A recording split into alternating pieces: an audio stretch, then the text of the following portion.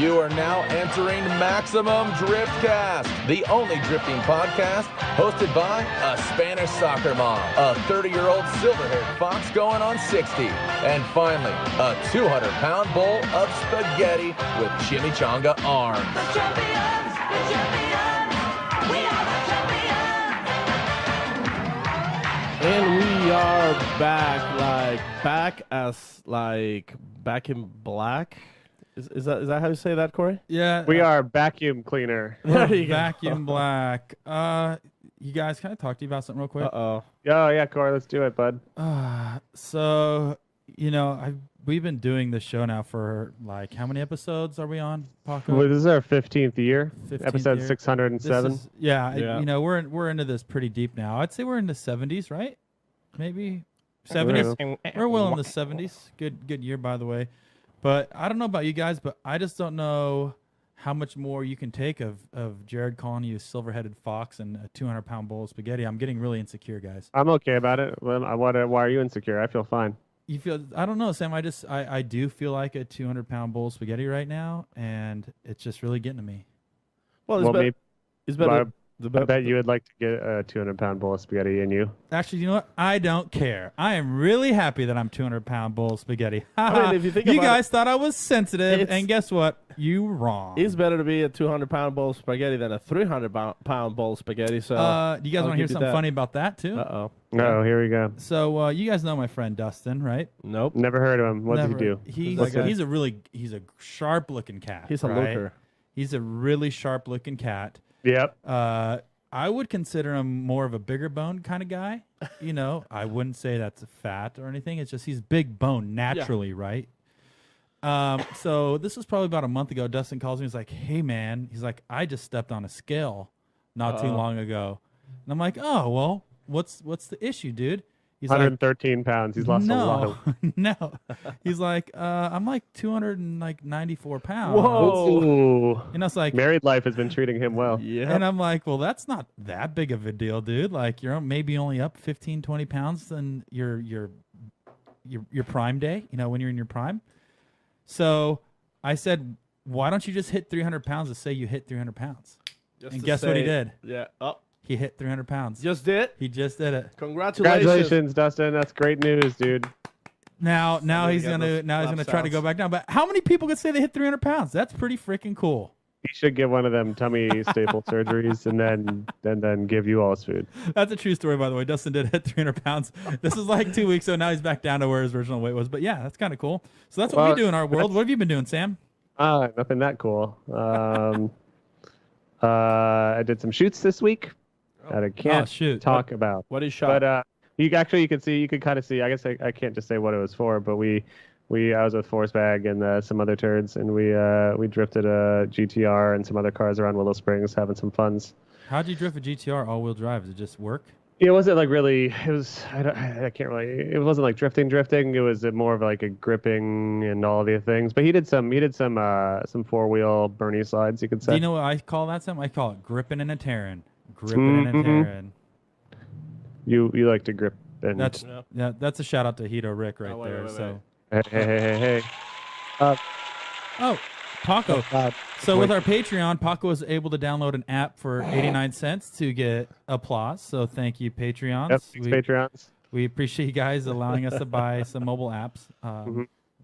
Paco. Yes. It actually just Paco's mobile apps.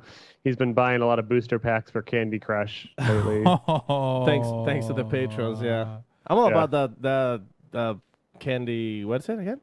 What's that? Yes. Candy Crush? Yeah. Oh, absolutely. Candy Crunch. Send me some lives, Corey. Okay, I'll help you out. I'll do a refer a friend program for you. I have no idea. What you're talking about, Oh man. We're about to go into the final event of Formula Drift here. but This is pretty crazy. before we do that, Sam, why don't you tell the people who's listening what are they listening to? Oh, you're listening to Maximum Driftcast, the only drifting podcast where Corey brags about his friend's weight problem. It's not a Sam, it's not a problem, dude. It's only a Wait. problem if you think Lifestyle. it is. Yeah. Oh. See, it's not a problem. He thinks it's fine. So it's Well, as long as he thinks it's funny, then I'm down. Hey, you're okay. 4 eyes. Ooh. Oh, wow. So What you're wearing, what about you then? What are you talking about? You got eyes too. multiplied. What the heck? Seriously, like I said, I feel left we out. are going on. Yeah, Paco, don't worry. You don't want these things. Just get goggles. 70 episodes. We are already almost done with the Formula Drift season this year. Yep. What the actual F? And do you know what? This has been a crazy freaking year for us just because, first round, we did the halftime show, which that's where Sam's penis got famous on the internet. The crotch cam. The crotch cam. So Man spreading. Yep. You're welcome. You're welcome, ladies. and then after that, they went to Florida. This was the first year that they switched Atlanta and Florida. That was That's where something my cool. that's where my tank got famous. Your tank got Sam the Tainer Painter. So you got Sam being famous in Florida. Then we went to Atlanta, then New Jersey, then Canada, Seattle, Texas. Welcome back to a new section of Maximum Driftcast. See if Corey can name all the rounds of Formula Drift 2017. All right, back to you, Corey. Well, I've been studying states for quite some time. You know, I'm really. Corey's getting a little nostalgic right here. Yeah. Getting misty-eyed. So, thanks, Sam. I really appreciate that. We're with you, Corey. Yep. That was weird. I have to pass the test in order to compete again next year, so that's part of stage one. Is no. They're making you do it's like the equivalent of like a nationality test. Like here's my notes, Sam. Read it and weep, dude. These are my notes. Just wow. Yeah. Okay. That's so pretty clear. Yeah. That's There's nothing on it yet, so don't hate on me.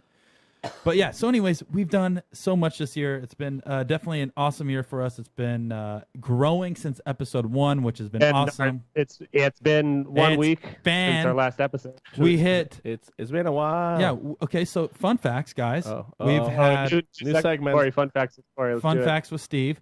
We've done 660,000 downloads. Yep. To date, we've done over 500,000. 500,000 downloads.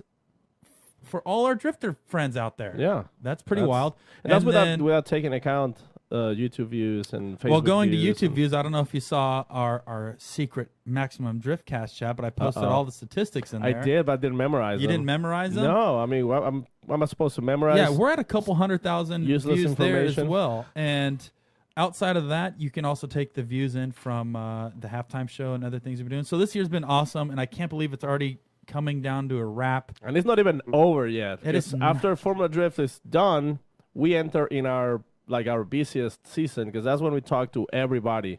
Yeah, we gotta talk to all the people. We gotta go real deep cuts. We're gonna talk to some guy that we met that once saw a car. We're gonna have to talk to random fans that may have heard of drifting at some point in their life. And you know what? We might have. Wait for it. Oh God, Paco's gone to the Driftcast app again. June Mang. Nice. I hope that's not busting the eardrums of the people that are watching this. It's certainly busting on mine, dude. Oh, really? Oh, it was God. It was barely. I could barely hear it on my side. But anyways, I won't do it again. Sam, you're going to Irwindale, obviously. This is your last. Oh my God, this is Wait, Sam's are last. we all going to Irwindale? Listen, this is Sam's last year shooting for Vaughn. Probably. We don't know. I wasn't going to announce that because I don't know for sure, man. Why don't you take it easy? Oh, I thought that was already announced.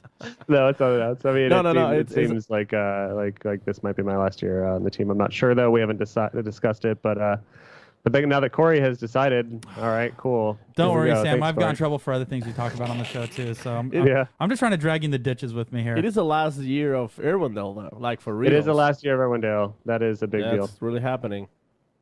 And I saw that they're going to ask everyone to go on the ground, and I think they're handing out Formula Drift Irwindale themed fidget spinners, and everyone has to fidget spin. Right. And I think the idea is that they're going to stop the Earth with everyone. If everyone fidget spins in the same direction at the same time, all 20,000 people at Irwindale, their globe is going to stop spinning, maybe turn the other direction, and we're going to have 15 more years of Irwindale again, just backwards. Right. Well, you do get sucked into the fidget spinner vortex if they all spin the right direction for too long.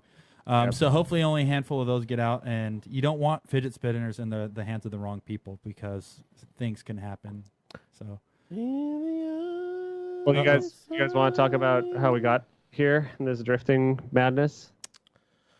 Fire it off, Sam. Yeah. Fire it off, dude. All right, so here we were.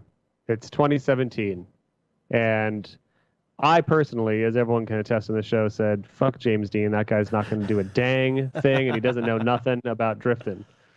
And then sure it looked like I was right. I wish we still had. Hey, I wish we still had our paper of our votes going into Long Beach. Oh, we can actually watch the video of who are our top competitors. Corey, I said that I didn't think technology. James. Yeah, I said I didn't think James Dean was going to do anything because I was like, well, he hasn't been in here since 2010. He's not going to be up to the standards of what all these other pro guys have been running. He's a boy, oh boy, I should just line up and have everybody kick me right in my dingus because I was totally wrong.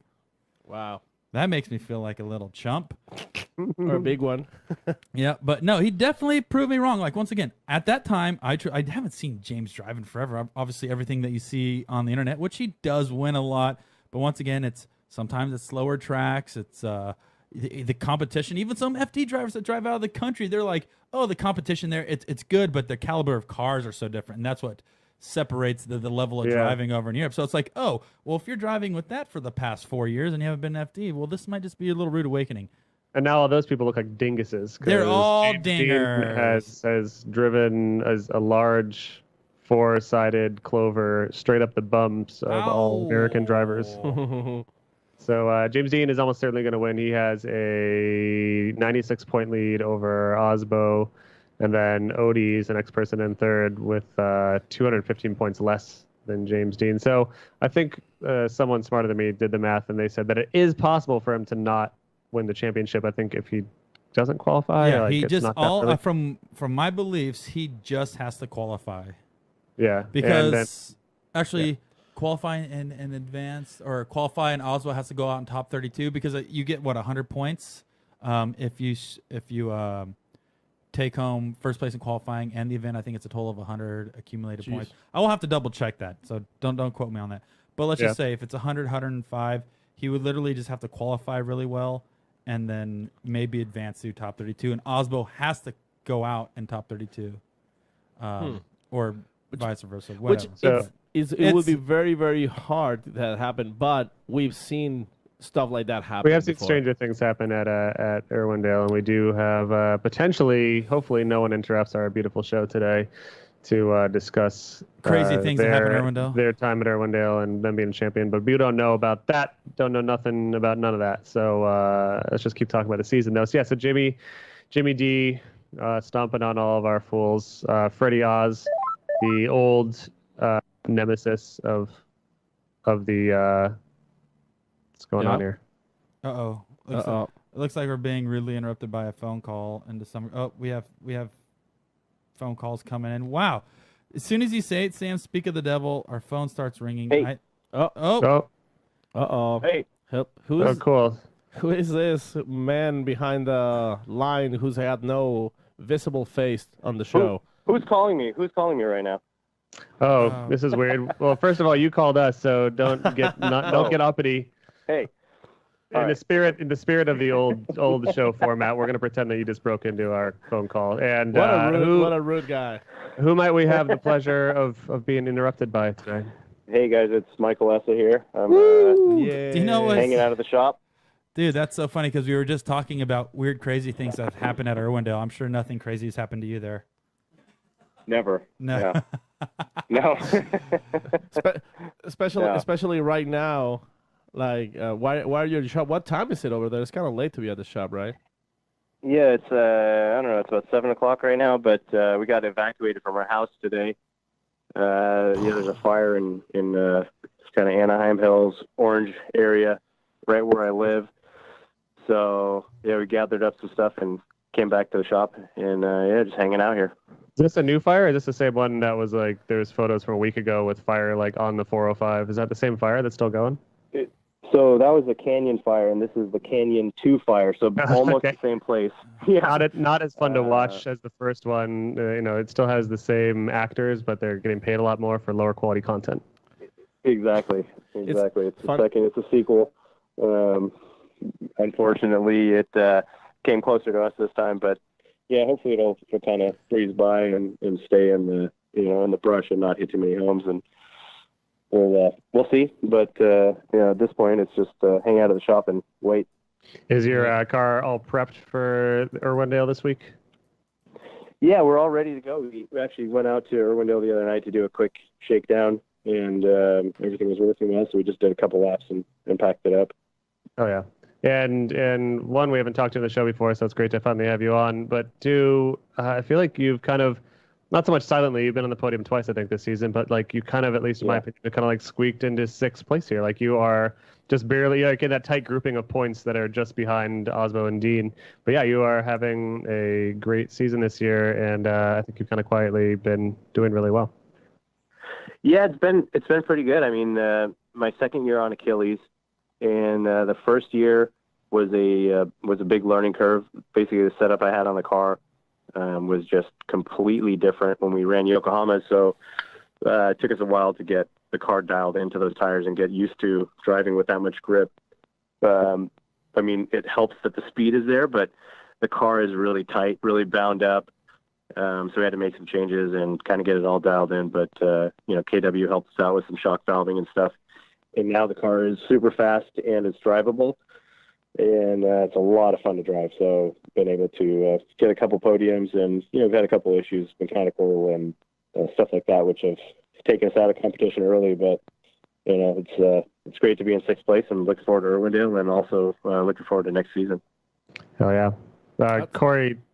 That's actually refreshing to listen, the whole see you next season, because if I'm not mistaken, a couple years ago you were almost pretty much done with Formula Drift, but then somebody approached you with a car that I heard you loved.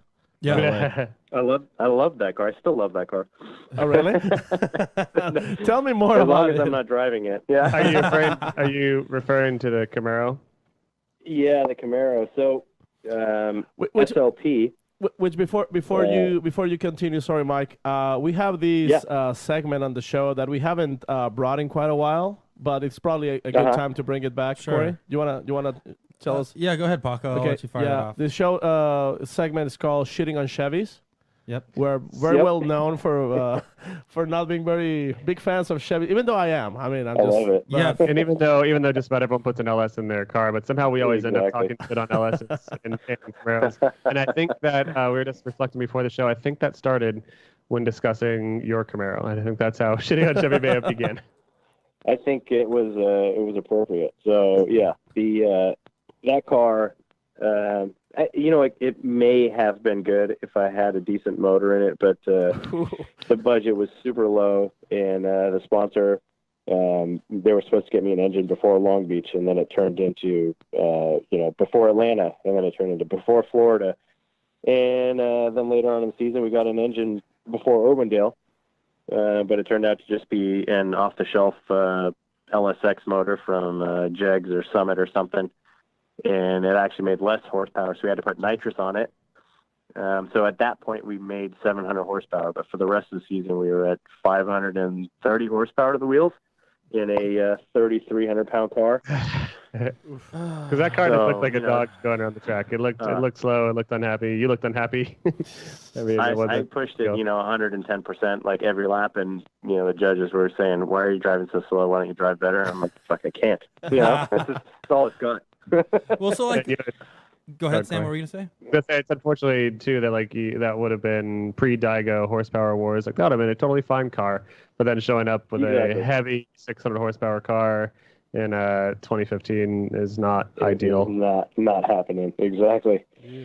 So what happened there? Obviously, you had the best year of your career in 2013. You won the championship, and then all of a sudden, why did it all suddenly switch to, all right, do you know what? I'm ditching the BMW. Boys, we're going full American. Well, 2014, he still next year he still had the BMW. Did you have the BMW in 14? Oh, gotcha. Yeah, I still ran the BMW in 14, but it was kind of, in 13 I had about 700 horsepower in the BMW, and it was solid. We were able to keep up with everybody. We were on the Yokohamas. The car balance was really good, really comfortable in the car. But the next year, I didn't have much budget, so we couldn't do a whole lot of prep to the car. So we had a couple of mechanical failures, just stuff like fuel pumps and little electrical stuff that really, really hurt us. And at the same time, we kept getting lined up against guys that were really fast, like D-Mac and Dean Carne in the Viper. So every time, we made it into the top 16, and then we got lined up against one of those guys and just got pulled on and got gapped, and we just didn't have the power or the grip to keep up. So I think that, in 2014 was a big jump in speed, and we just didn't have it that year. And then next year went to the Camaro. So a few years back to back that just were not good. There was a rumor. I remember after you won, and it was if I'm not mistaken the first time a BMW took over the championship, right? And after you won, there's a lot of people saying like, oh, this is gonna be the BMWs is gonna get heavily into drifting. And there was a big rumor saying that actually BMW was totally against that and even asking you to remove the BMW logos and stuff like that. So I know that's like a lot of rumor stuff, but is that true? Yeah, basically, yeah. It was actually before we won the championship. So we're at Irwindale, and we posted up a picture of the hood of the car, and the logo was pretty prominent. And the BMW legal department contacted us and told us to not, don't put the logo that big. It can't be, we can't be acting like we're sponsored by BMW. So at that point, I just took the logos off the car. So you did actually took them off. Yeah, I said, well, if you guys don't want any part in this, then no problem. You don't want free representation. Exactly. So we took them off, and I even asked Formula D if I could not call it a BMW, if they could as an M3 or something, and they didn't want to do that. But they obviously wanted to associate the Formula Drift brand with BMW, which makes sense. Which I get that they have since then, they have like a higher end appeal as their thing, but still it's like they have a sports side and a racing side, and you and Kristaps and Helbrun have all proved that the BMW is a competitive chassis, but I guess they don't want to. Do they still not care at all? Yeah, so I mean, basically their idea, and I've talked to them since then. They love the look of drifting. They love everything about it except for when it turns into competition. They just don't want their cars to be associated with racing sideways with no finish line. They're very much a traditional German brand. So that was the biggest thing. They don't want it to be subjective. They want to know if they spend $10 million that they're going to win every race. And there's no guarantees in drifting. It's it's style, and it just comes down to so many things. It's very visual. So that's the main reason they don't want to get into it. But you know what's crazy? If I'm not mistaken, during your next season, BMW released a commercial of the BMW M4 drifting, and it was Forsberg driving. Which that's not competition, though. I mean, that's not understandable, exactly. but I mean, they love. That's it, though. In all the commercials, they love it. Every car, company is doing it now. They just love the look of the car sliding, tire smoke. But when it's competition, it's head to head. It's win or lose. And if you get beat by an S13 and you're in a new M4, it's not going to look good for the brand. Yeah. So that's really the issue. That's totally understandable. How do you say sore losers? So BMW just likes being able to pay to win, is what we're getting at. They want to pay to win. But absolutely. That's it. They have the money to do it, and they don't want to be the ones that lose because they didn't spend enough money. They'll just spend more. But you won. That's the crazy thing. Yeah, exactly. No, that's the thing is I sarcastically said that, but it's like I guess that's some manufacturer's motives. Is obviously, don't get me wrong, I have a BMW, and it's the best race car I've ever owned, and I drive it everywhere. You race it everywhere. Oh yeah, it's a little stocky 30. It's beautiful. It's a little snicker. Yeah. It's a little snicker. Exactly. But it's a great car.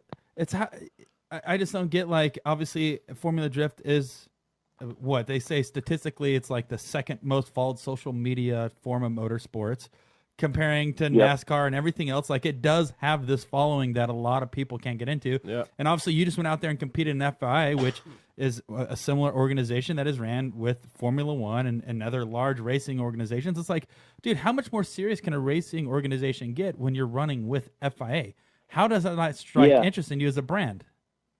Yeah, I think that they're so old school and so traditional motorsport oriented that it's just going to take time. I don't think it's going to be like they'll never get into it. I think eventually they probably will, but they'll probably wait till every other brand is in it to jump in. You know what I mean? Like they're Right. not going to be the first German brand to get into it, and then the other brands may just totally look down on them and use that against them. So yeah, I think just their whole thought process, unfortunately, is to be a follower and not a leader. You know, Right. they'll jump into Formula One or something for a couple of years and see if they can do well, and quietly go away if they can't. So yeah, just the way the brand is right now, unfortunately. But I think there's a lot of real hardcore motorsports brands that feel the same way about drifting, and hopefully with the FIA being involved now, it'll start to change the minds of these potential sponsors that could be really big for the sport. Our audio guy Brian, by the way, he's building an E46 as well. Has a question for you, Brian. Oh, I was curious, Mike. If looking at all the different German brands that you're familiar with, which one do you think would actually make that first step into drifting? Who do you think is the closest to accepting that and like support it as a factory sponsor? What's funny is that I talked to some guys from Audi before, and they were actually interested in it, but they said, no problem. We're down, but you have to keep it all-wheel drive. And I said, we can't. They're like, well, no deal then. It's Quattro's like their big thing, right? Exactly. So if they can't sell their, their whole marketing push is that they have the great all-wheel drive car, then they don't want any part in it. So, I can't say which brand.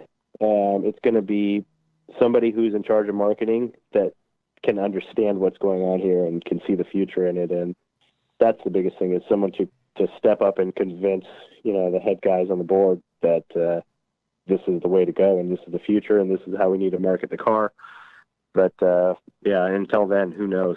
Well, like currently, what manufacturer involvement do we have in Formula Drift now? We have you have Ford with Vaughn. You have Nissan slightly with Forsberg. Outside of that, you have Toyota. With Gucci. Yep. I guess, Volkswagen was when what's his name? I wouldn't count that with Faust. Yeah, with Yeah, I think that was more of a but that Faust wasn't thing than official. Volkswagen being involved. But Okay. yeah, he was, Faust is in a good position to bring a brand like that in. As small as it was, I think they just gave him kind of the rights to use it more than the backings. But Right. I think that's what it takes, somebody like Faust to come in and say, hey, this is cool and this is where we need to be. But, he's got a lot of cool stuff going on, so it's hard for him to be committed to a full season of Formula Drift. Yeah, you even see like Chevrolet back out a little bit. You're not really seeing anybody. Like Conrad's gone, Tyler's gone. That was a big Chevy GM Performance part that is no longer in the series now. Even though LS engines are still heavily Well, that's involved. once again, that's not any manufacturer involved. True. That's all personal. And like Brian, you brought up the Porsche. The Porsche was another personal build. It wasn't a factory involved program. But it's like, once again, you're looking, and there's only really 3 big manufacturers that is currently involved in sport. And then you hear rumors of other manufacturers, wanting to dabble in it. But I think like what you're saying is everybody's kind of too afraid to take the bite. But then it's like, how does Ford go in so head first? And it's like, no, dude, we got 2 cars now. We probably have one of the biggest factory support next to Toyota. What makes it difficult for everybody else? I think one of the things about Ford that a lot of people don't understand is that Ford Europe is pretty big in motorsports, because they've been doing rear-wheel drive cars and like rally cars for all this time, while we was getting Ford Fiestas and crappy front-wheel drive cars. So I can see why they are more involved in this, in drifting. But yeah, I don't know. I think Ford is much more forward thinking.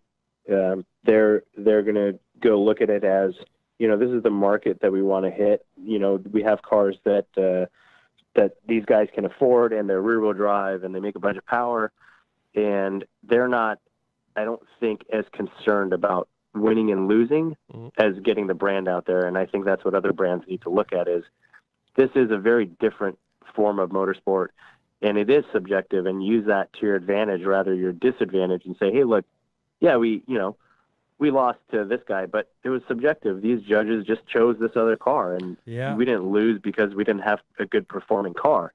So, but they just need to, get that through their heads and understand it, I think. So you were one of the first people, I would say, to pioneer a BMW platform in Formula Drift, modern Formula Drift. What made you go? I think you had the Z4, or was that the first BMW you drove? No, actually, the first one I had was an E92. That's right, E92. Yeah, one that Kristaps is going to bring next season. But why did you start? It with was a BMW? V10. It was a V10 powered E92, right? Yeah, it was just an insane car that didn't make a lot of power. Sounded great. It was like a giant Corolla, basically. Yeah. But my shop is we do German race cars. So my first car was an RX-7, an FC. It was rotary for a while. Didn't get any seat time. Constantly blew up. So eventually, in 2008, I put stock LS1 in it, and I went to a bunch of drift events. And got my license that year, and then I competed in Formula Drift in 2009 with that car. Another one of those. Do you know what's a prodigy fun fact childs. about that car? Fun fact is I saw Rec post that car for sale for like $14,000. I was like, oh my God, I want it so bad. It was Essa's All FC because he ended up selling that thing, and then Charles Ng competed in it, coincidentally, like the following year. But I remember seeing that thing for sale for literally like 14 grand. It's like, man, you look at an FD prepared FC RX-7. It's like, what, you had an LS1? Did you? And he had a GSR in it. Did you have a 4-speed? Yeah, it was a 4-speed dog box. It had I think it was making almost 530 horsepower. Very well prepared for pro. And back then was good. Right. Yeah. It was a solid, well set up car. But Charles sold it for pretty cheap because he found a few walls. So. Sounds like a drift car. Tweaked at that point. That sounds like Charles' reputation currently. Yeah. Another fun fact. I was talking earlier with Brian, Big Balls Brian. He said he actually went a prime with you, and while you were still driving your RX-7, he was driving his 350Z. Looks like Mike made it. Hey, Mike. It was in August 2nd of 2008 in Tucson. You remember that? Tucson, yeah, I remember that because that was the one event. Everyone's like, go to this event and then you can get your invite to Red Bull Nationals and get your license. And I was like, well, I'm just kind of doing this for fun. Like, no, you should do it. Yeah. So Cody Parkhouse I went out there and it was a blast. You remember Cody Parkhouse? Yeah. Yeah, he was there, and I can't remember who else, but I know it was Hiro Sumida, if I'm saying that right, was one of the judges, along with Taka Ono and Jeff Jones. Chris, it's pretty legit events happening, and we had no idea those even existed. Well, that was my first pro-am event I ever done. What, the qualifier went to Red Bull? Yeah, the it's like the top 3 got the invite to Red Bull. Well, I'm sorry to make it, Brian. That sucks. Actually, I got second place. Did you? And how come you didn't go compete? Because my car, I popped the engine the following month on the same course. Oh my God! Brian's career would have skyrocketed. Brian could have been Mad Mike instead of Mad Mike instead of Big Balls Brian. Yeah, but well, here he is. You could be like dead broke like the rest of us. Yeah, there you go. Yeah, I'm still sitting there messing with the BMW, but definitely was inspired by you and Chelsea's BMWs. You guys drive amazing, and I'm definitely glad I got talked into the BMW chassis. It's a new segment called Getting boners with Brian. Back memory lane, getting boners with Brian. That's segment. Mike, back to what we were talking about. What were the initial challenges of the running one of the first platforms, BMW platform in Formula Drift? Because I feel like it was a fairly undeveloped drift platform at the time. Yeah, I mean that, and plus we were running an E92. It was let's see, this was in 2010, and I think it was a 2008 car, 2009 car. So it was brand new. There were no. WiseFab didn't exist back then. They didn't have steering angle kits for it. They didn't even make toe links, bushings. There was nothing. So, we got into the shop, and then just everything was made by hand. Every steering component and all the suspension parts. That's actually where we got a good relationship with KW, is they helped us build a set of shocks for that car. Sweet. But, I mean, it was constant testing and just trying different stuff to try to figure out how to make it work right. And your championship year, was that the first year you had WiseFab on the E46? Yeah, that was actually the first year WiseFab ever was in FD. So they contacted me before the start of the season and asked me if I wanted to run their kit, and I had never heard of them before. But I was interested, so I gave it a shot, and it worked really well, obviously. And that kind of, I think, started maybe the angle wars, as it's his fault. call it, because I think that was definitely a big influential thing in Formula Drift, and you were one of the first people to get a crazy amount of steering angle, I think, on your car. Yeah, exactly. So I think it was a year before that when Daigo won in 2012, and it was all about power. And then the year after that, I brought the big angle in, and so now it's big power and big angle, which is a weird combination, but everybody's kind of figuring it out, so it's working out well. And what do you think of James Dean's coming and dominating of the series? What is special about his driving ability or his car that is allowing him to be so successful? I think it's a combination of both. S15 is an amazing drift car, and he's very comfortable in that chassis. And he's also an amazing driver. He gets a lot of seat time, and he's a very talented driver. Just watching him out there, he puts the car in the right place every time. He's very comfortable, and that's really what it is. I think he pushes about 95 to 98% every run. He leaves just that little bit on the table so he doesn't make mistakes. And he's just a great driver and very comfortable with what he's got. And how do you think us hardworking Americans combat these foreign invaders trying to take our jobs? How do we combat this guy? How do we beat this guy next year? What do you have to do to be on that level? I need to practice more. I haven't practiced at all in probably 2 years. So, a lot of guys go out and drive other cars. But with the budget we have right now, it's so small. I don't have a practice car. And that's the biggest issue is my practice is Thursday at the track at an FD event, and you can only push, so hard and not crash your car, so it's kind of always in the back of your mind, drive like 90% and don't crash it and make it into, Friday to qualify and then Saturday. Yeah, I guess that's no real way to be a champion again. Like you gotta push a little harder than that these days. Yeah, no, I need to find a little more budget so we can get out there and practice more. And I think that's the biggest difference is that Dean and a few other guys are constantly driving. Like real race car drivers should, Yeah. But the budget in Formula Drift right now, the sponsors that are involved in the series are great, but we need more sponsors involved, and we need bigger budgets because the amount of money it costs to build a car and run the car and bring the team in is so big that we're on a very high level, but the sponsor money that's coming in for most of us is pretty minimal. So most of the work we do on the car, it's just for free, and it's tough to come back from an event and know you need to spend 30 or 40 hours on your car, but just not have the time to do it because you can't afford to do it. So that's really the difference right now. I think in Formula Drift is a lot of drivers are on that level, and there are a few that are Osbo and James Dean that just constantly drive. And sorry. I was going to say, but you also have already committed, from the sounds of it, to 2018, which is great news for the sport and you. Yeah, I think I have a few sponsors that are on board and bringing a little more, and hopefully we'll we're talking to a couple other sponsors, and hopefully we can get more budget because this year was really tough.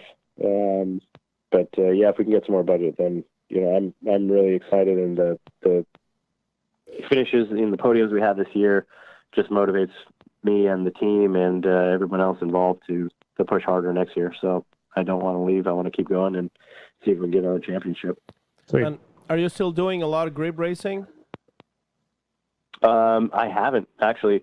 I've been doing some coaching and stuff and building some cars and track sport.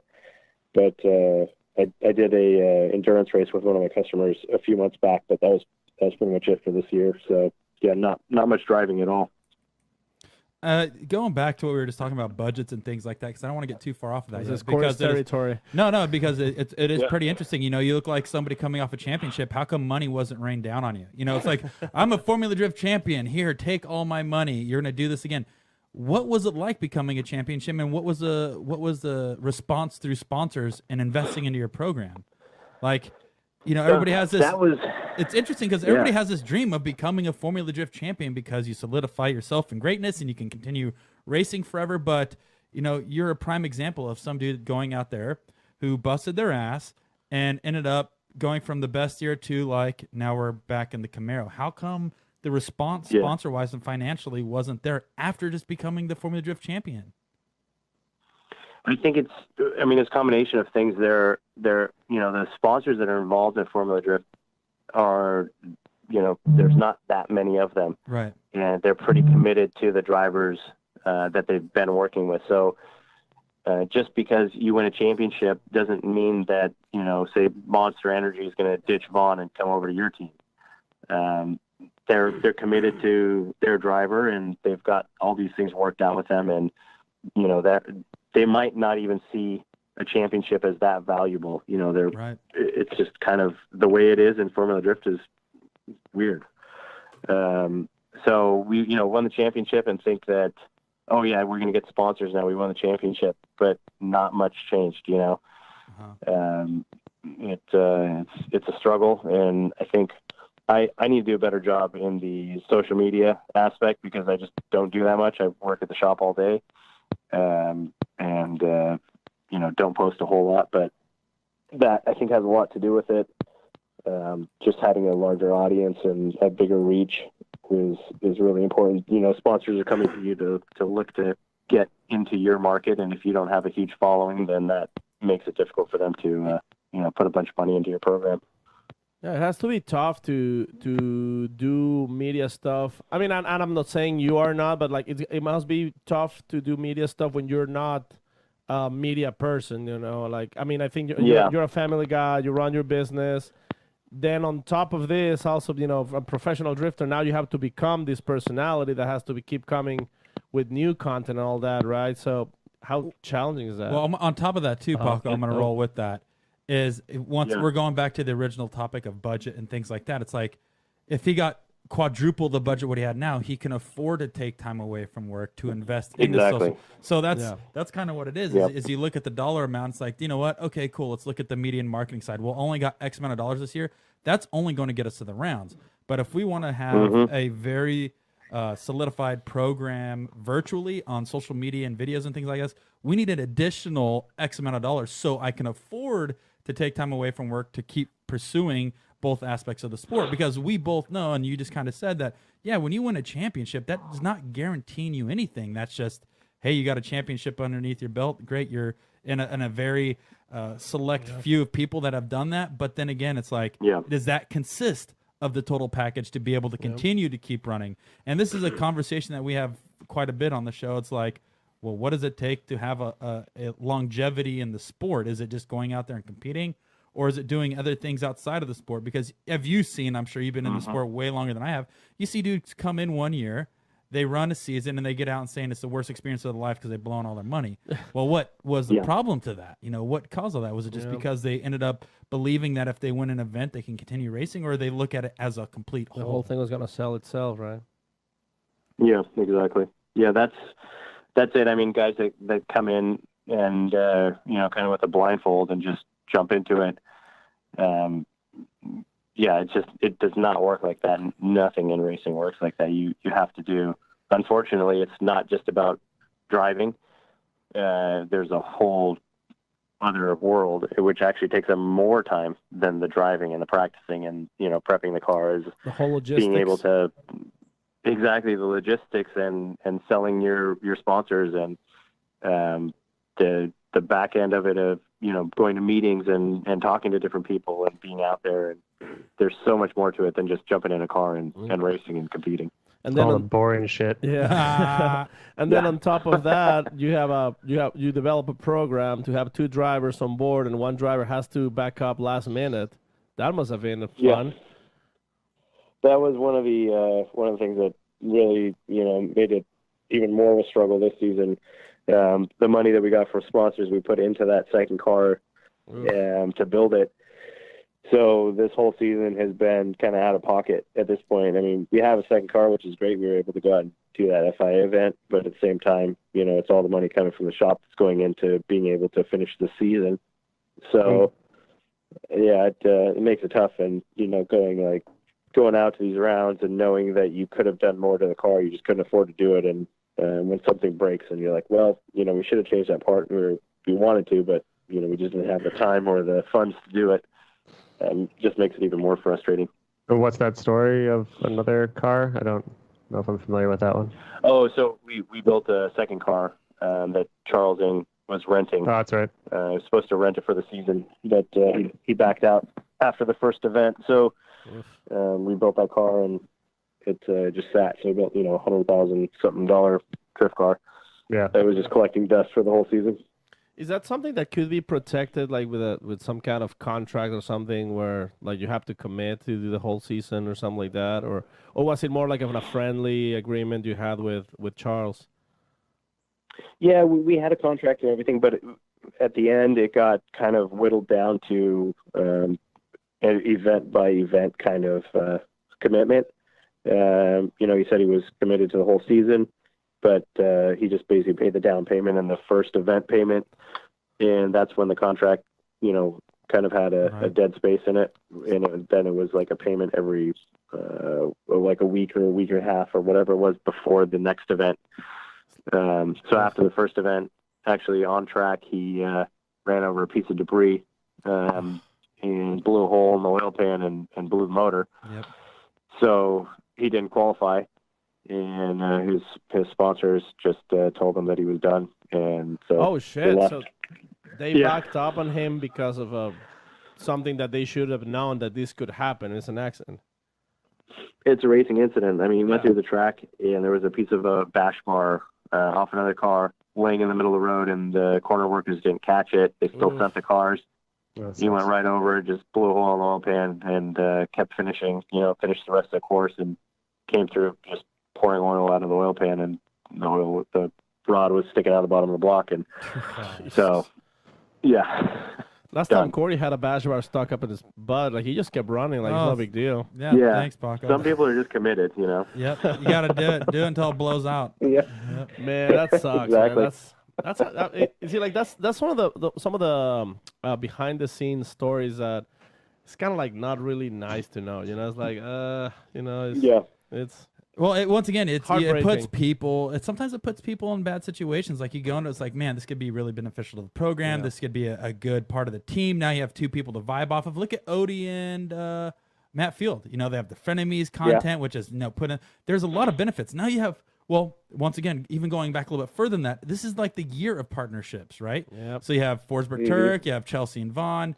it sounded like I don't, Essa and Charles. during our Corey halftime Hosford show. and little piece of spaghetti cut up in your spaghetti. Little piece of Thanks. hot dog. I mean, Yeah, hot dog seat man. But yeah, we would mention them on our halftime show in Long Beach. Like Essa and Charles saying with both BMWs, sounds like a very promising team.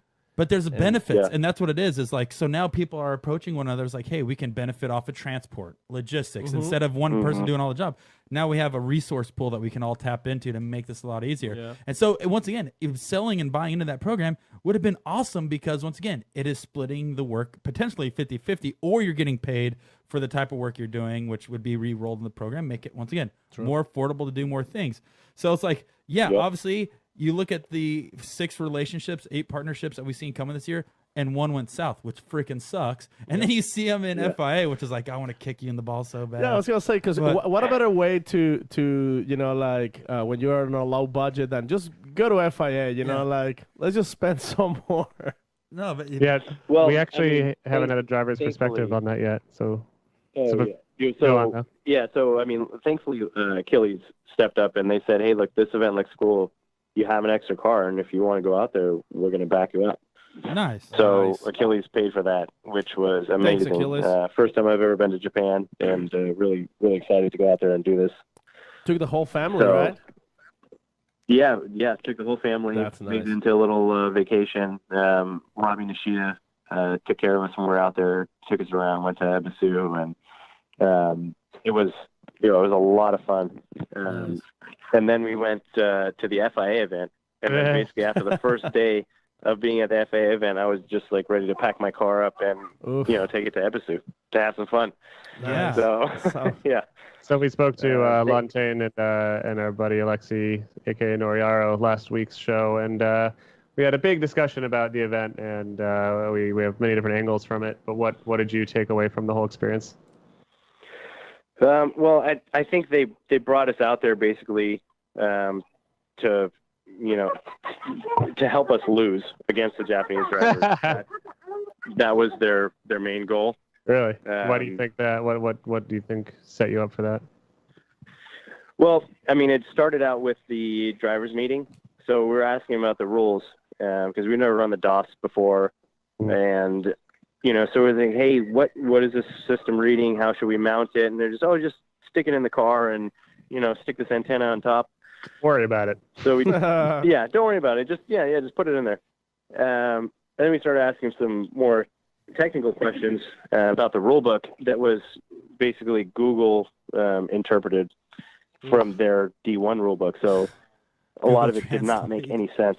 Oh my God. Yeah, Google Translate. So we're saying, hey, what does this mean? Because in English this doesn't make sense. And they basically told us in the drivers' meeting, it's in the book. Read the book. We're like, we read the book and it doesn't make sense. And he just said, deal with it. We're changing the subject now. This is not a meeting about the book. That's terrible. So, and is that the D1 staff or is that FIA staff? That was the D1 staff. There really wasn't any FIA staff. And I think from the FIA point of view, it was, hey, we don't even know what's going on. Like, we've never done any drifting stuff before. So, for them, they're thinking probably, hey, if you have a race car and you don't know the rule book, you can still be fast around the track. You can still win, you know? So I don't think they really understood how important understanding all the little details in the rule book are as it is in drifting. And then we went over like the mind-numbing DOS point system for like 30 minutes last episode, and like we were all kind of just dying listening to how it works by Lantain and Noriara. Like it was very important information. It was good that we got it across, but it was very convoluted and it was difficult to hear for 30 minutes straight because it was so deeply layered.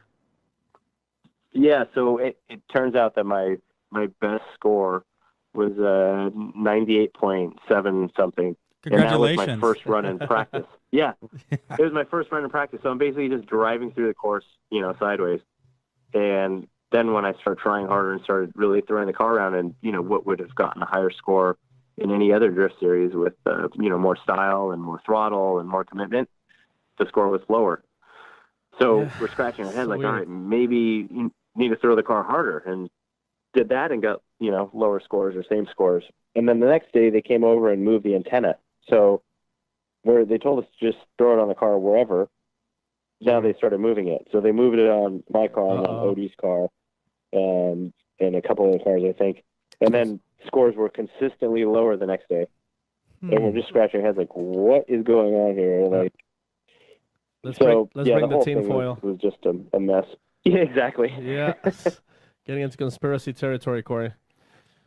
So I feel like I beat Yokoi on the second day, but they said I didn't because I had contact, and I said, well, he lifted off the throttle in the middle of the corner, and they just kind of nodded their heads. Yeah, well, I mean, like based on what we talked with Ryan Lantain and Noriara last week. I mean, now things make sense, but it still wouldn't. Still doesn't make sense. But I'm saying it makes sense like with explanation, but it just doesn't make sense from like a drifter's point. Like I mean, like you being able to cutting through the outside cutting the course, Cut the track. and just straightening up completely, and then getting back in and still getting the wind. And there's also that blank zone on the track where they said it's like a transitional period, and some guys are purposely slowing down through there, or sometimes I don't know if it was either overslowing or driving it too fast. But you can make you could shallow up to get more speed going in. Is what they're doing, and since it's not judged, now that guy already has. But now there's an opportunity for people to take advantage of that system if they know that. And for somebody like you, I'm sure you're like, I'm just going to drive the piss off this thing and see where it takes me. And these other guys are trying to figure out how to play the system. Yep. Which, once again, Yeah, so we were thinking about that too. So we're like, all right, so pull angle out here and accelerate through, and then throw it in here, and all these things that we were doing, and the score would drop or stay the same. And we're like, well, what does this thing want to see then? And what we guessed, and we still don't know if it's the actual truth, but we're like, oh, maybe it just wants to see the same speed throughout the corner. It wants to see you come in with a set angle, hold that angle, and hold that speed because it likes averages. So maybe that's what it is. But I mean, honestly, who's looking for that in drifting? Right. It's about style and it's about commitment. And if you're just driving through a section at 40 miles an hour and holding the wheel steady, that doesn't, that's not style. That's not drifting. It's racing sideways, and you're just figuring out how to work that box. Sure, it'd be sweet if there was someone there to tell you what they wanted to see. It would have been nice. well, so after competing in that series and coming back to Formula Drift, are you like, thank God I'm back into Formula Drift? No matter how much shit people sometimes talk on the sport, but is it kind of like a sigh of relief to come back to an organization where you're like, all right, I know what. Absolutely. Which I mean, You have a basic idea of what's expected of you in Irwindale. Yeah, I mean, and then you can go and talk to the judges after and say, hey, why didn't you guys like this? So I know for next time, what was I doing wrong? And they'll actually explain it to you. And you know what? Every once in a while, they see something differently than you see it, and you don't get a call your way. But for the most part, it is just, worlds better than driving to a box, because if I want to drive to a box, I'll just go road racing again. I mean, Right. It's set. You drive around the track and you get a lap time, and that's, there's no argument. And somebody blocks you, you can talk to somebody. But it's drifting, and it's about style, and it's about, feel, and I think that's the way it should stay. And if they use data, that's all good. I think we should have data in the cars, and we should know how fast the cars are going, and that shows commitment, or brake checks or weird stuff going on track. But for the most part, you want judges looking and watching the runs. I mean, just like if they put a box on a skateboard and you had a freestyle skating or motocross competition, no one would watch it. Yeah, I guess that's a good analogy, actually. So would you use the data? Let's say Formula Drift implements data in some sense, if they want to check speed and a few other things. Would you have that implemented in the judging, or would you just have that implemented in for reviews in case a scenario came up? I think it would be used for qualifying and for reviews. Okay. So qualifying, if guys have a really good-looking run, but they're going 15 or 20 miles an hour slower than a run that was similar, the guy that's going way faster should get a higher score and way more commitment to that.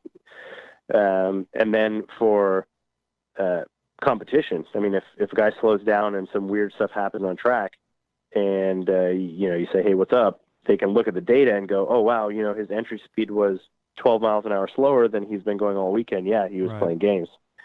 But I don't think it needs to be something that is looked at every single lap. If there's a clean battle, then there's no reason to look at it. Right. That's something that we discuss quite often on the show. It's kind of like, what could FD use to kind of make it easier to understand in some degree, and having data that the audience can relate to and see would probably make it a lot more easily to understand. But it's coming up with that. It's coming up with that right mixture where it's not the DOS system where it's like, what did you just tell me? Like, I'm not going to understand or remember that. And not have it slow down the show is the critical thing. Right. Now, the other thing too exactly. is after competing in FIA, would you ever go back and compete? Not if the FIA deal is with D1. Oof. Because I just don't think there's any. I mean, I want to go out and win, and if there's no way to win it, then I don't think it's worth it. Yeah. If FIA opens their eyes, and FD was a big part of the FIA drifting committee, so hopefully they've seen the bad side of it, and they want to experience something different. But if it comes in with some sort of FD style, it doesn't even need to be the FD rulebook. If they use the DOS system and it's explained properly, that would be much better. So, but I still feel like that takes away from the style of drifting. But I think doing stuff with FIA is important, and I think they could elevate the sport if they do it properly. And I just hope they don't stick to some kind of robotic judging system that's just mostly box based and take away from the whole feel and excitement of drifting. Lontaine seemed fairly optimistic about the future and the continued development of what they will hope the next event will be. So hopefully it's a place where drivers like you can want to go, and hopefully not a week before Irwindale on the other edge of the world. Yeah, getting over the jet lag now, but I think we'll be good for Irwindale. So, right. How does it feel to drive Irwindale for the last time? How many times have you been there, and how do you feel about the track disappearing? I mean, it's 20 miles away from my shop, so it's super close. And it's gonna suck that they're gonna close it down. And I hope there's some way they can figure out to keep it. Every year has been like the last year for the last 4 years now. It sounds like they're trying to abolish it or something like that I've heard of. Yeah, I don't know. I mean, we'll see what happens. I've heard that the whole mall thing may not happen because of funding, but they still want to shut the track down, or who knows at this point. But if it could stay open, that'd be great. There's just so few tracks, especially in Southern California, that are, just right in the middle of the city, really. Right. Easy to get to, good parking, and great stands. It's just a great facility all around, and it's been around since the beginning of Formula Drift, so it would be really sad to see it go. My theory is that people saw that that news article about the street takeovers they did at Irwindale, and people said like, "Oh my God, shut that place down! Look at that!" And that was it. So it is like NBC News' fault. Oh, I love that event. If that would be the reason. Yeah, if that would be the reason that it shut down, I would totally understand. That was just terrible. I'm for it. That's fair. That's fair. We should just burn the whole place down after that. Yeah, exactly. Where do you think they would go if they did shut down Irwindale? Have you heard any rumors as far as what facility they would go to next? I have no idea, honestly. I mean, they did the obviously the Red Bull Championship thing in Port of Long Beach, which was amazing. But obviously, it takes a lot of logistics to get all the stands set up and all the people and the parking and all that kind of stuff over there. We haven't gone to Vegas for years, and I think Vegas is a pretty good event, especially if you go at the end of the season. It's not going to be so hot. Yep. So that'd be a possibility. And then I don't know where else you could go really in this area. It would have to be out of state somewhere. I think there's a California Speedway in Ontario. Am I saying that right? Yeah, I don't know if I know D1 did an event way back in the day at Cal Speedway, but I mean I know from road racing stuff that when clubs rent that event, I think it's 15 or 20 grand for the day, and then if they have to turn on the lights at night, it's another 10 grand or something. Wow! So this is nothing for Formula Drift. Money. So exactly. So Formula Drift, that's No a big big deal. expense. Petty cash. 3 days out there with lights and all that could rack up the bucks big time. But I mean, if Cal Speedway was into it and they would help out, that'd be amazing. I can already it's a great see. track. I can already see these guys writing the check. Don't worry, it's happening. Oh yeah. So it's official Yeah. next year. What's it called? Carl Speedway. That's what it is. Yeah. Carl Heard it first. Speedway. Carl Speedway. Carl Speedway. Carl Speedway. It's happening. Thanks, Mike. Yep. Yeah. Absolutely. Made it happen. Would they go back to Sonoma? I don't think they would. I don't think the audience there was big enough. The track was cool, but just being in that area, I think it's too far away from most people Too many to wine get out there. drinkers. And yeah, Any more beer? yeah, not a lot of drift fans up there, and for other people to travel, it was kind of a trek. So yeah, I don't know if they would go back there. Yeah, I've heard some rumor mills floating around that they may remove Canada. Wait, hold on. You've heard some rumor mills floating around? Rumor That mills. can't be. Yep. Sounds like Paco talk. Yeah, Thank well, you. I've been sitting next to him for the past year and a half now, every Monday, no big so deal. I would expect some of that to wear off on me. But I've heard rumors that Canada may not happen. I heard there might be an event in the Midwest, and then obviously a replacement for Irwindale. I've heard the replacement Irwindale, but once again, this is all just hearsay. You just hear it talking amongst the paddock and things like that. But yeah, I heard just the logistics to get to Canada is way too much. Getting back and forth, and a lot of the teams still. May not give a shit. Yeah, some of the teams can't make that haul up there, going through the border, and then. Did you run out there? Because one of the questions was, when they went over there, whatever tires they burnt up, they would have to bring back, like the full inventory count of everything. Like it's just, dude, that's it's already hard enough on a team. Yeah, no, exactly. So the bigger teams would ship tires in because then they would already pay the tax on what's coming in, and then they could dispose of the tires there and not have to bring them back.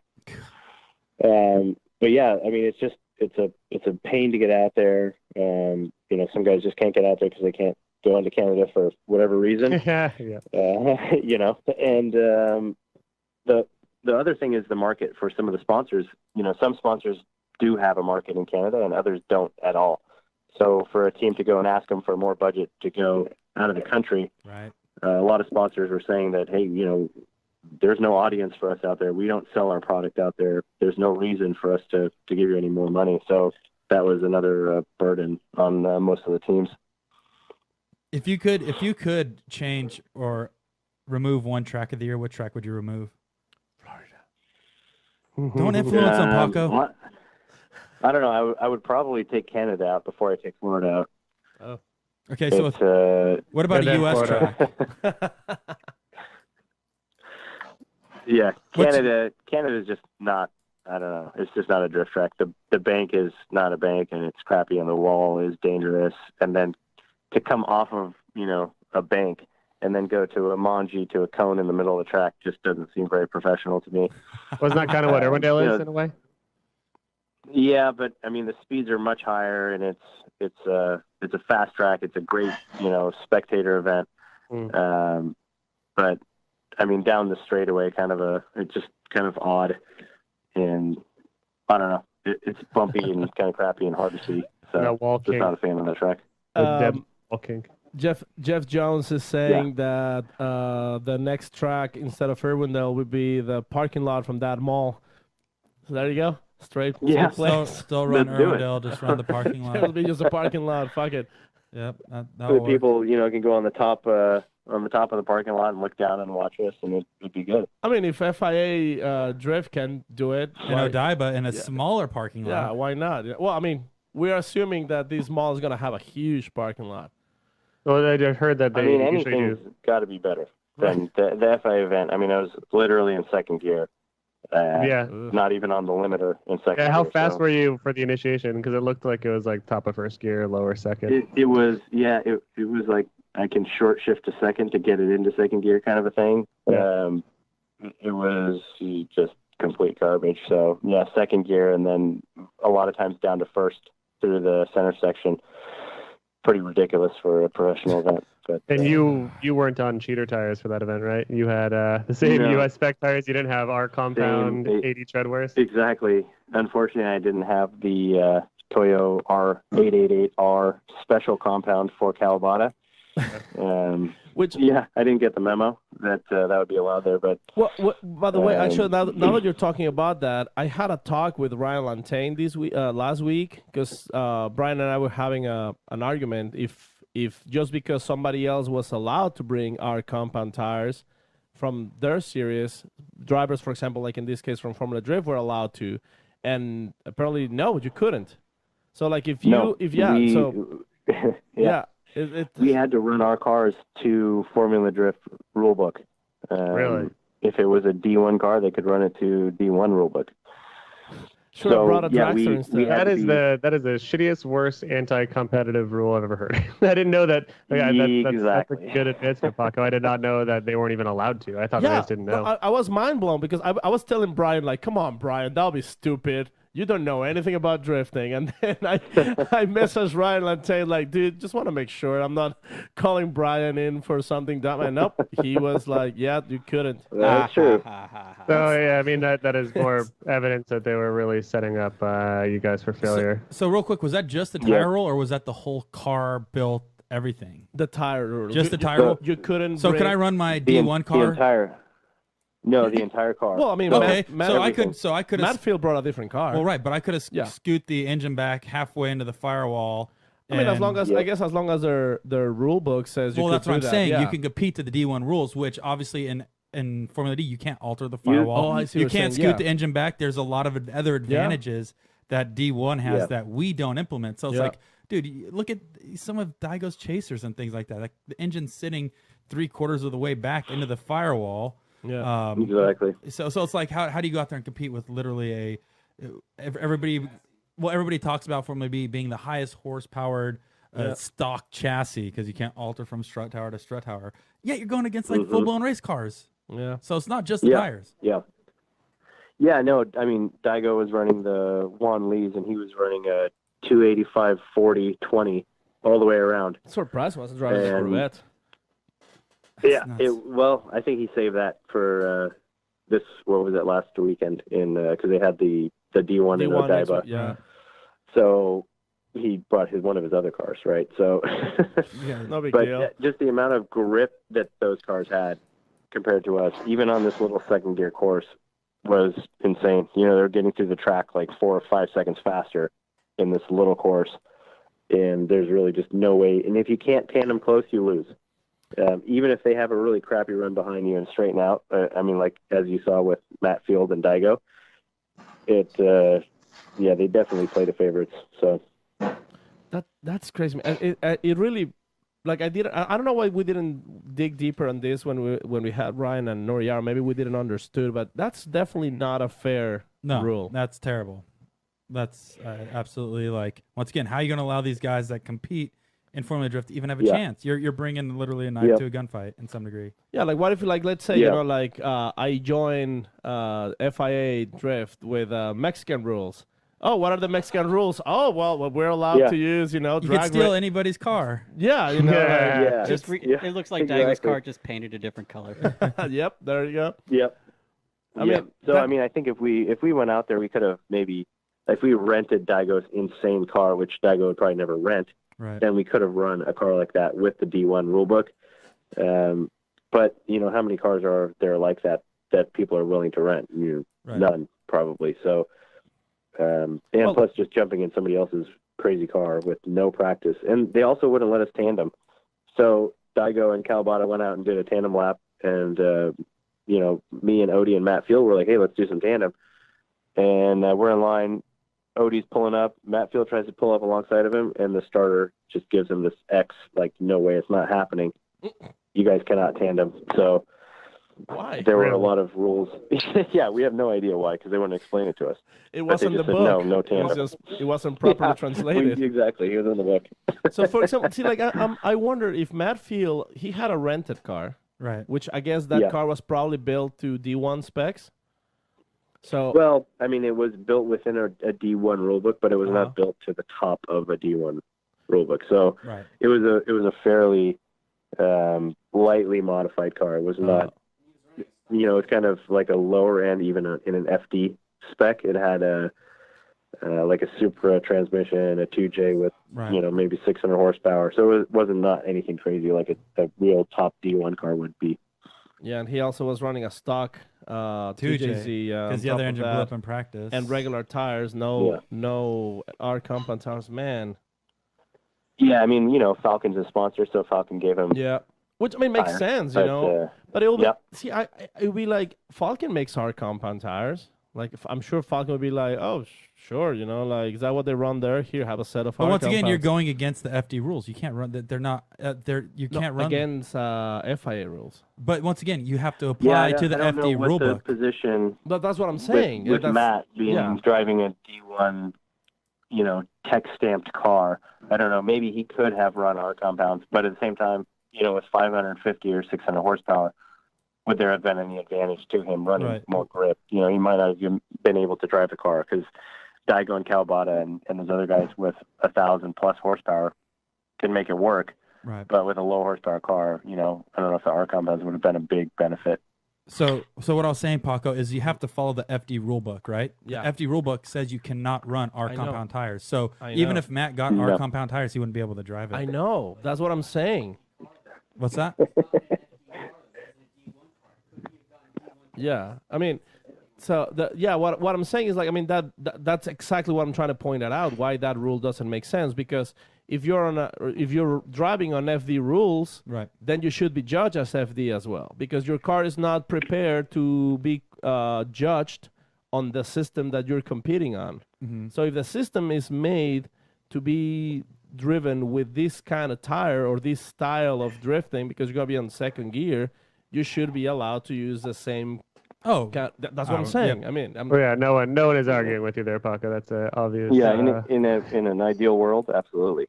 But unfortunately, we went to their home and they had their rule book, and we had ours, and we were just kind of there for fun, I guess. So it is what it is. But it was a learning experience. So feeling good for Irwindale, and glad to be back at an FD event.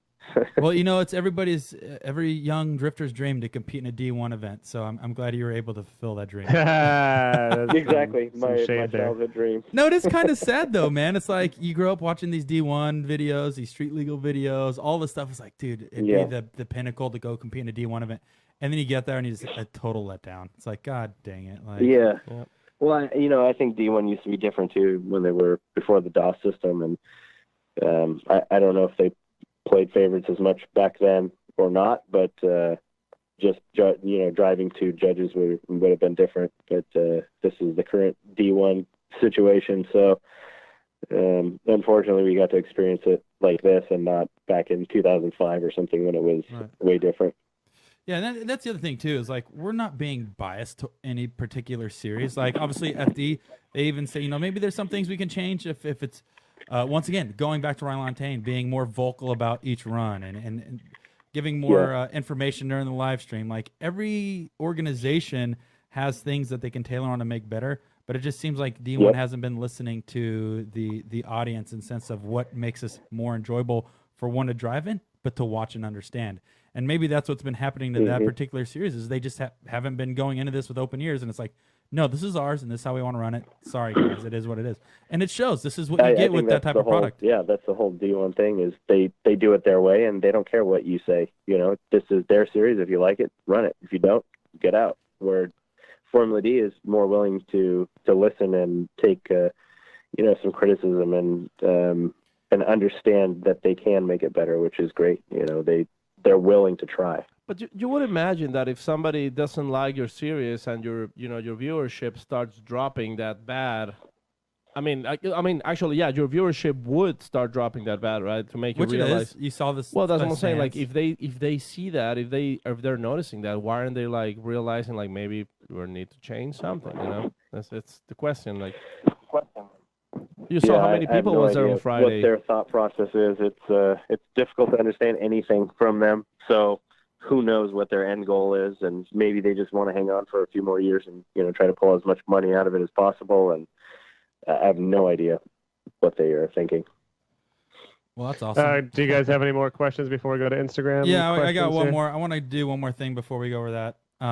We'll make it short, but I want to do some tech talk with Michael Essa. I want to know tech talk. Yeah, I want to know more about your engine package. What are you running? How much power you're making? Corey wants to know more about your package. Yeah, tell us more about your package. Yeah, I'll tell you about my package. It's very stout.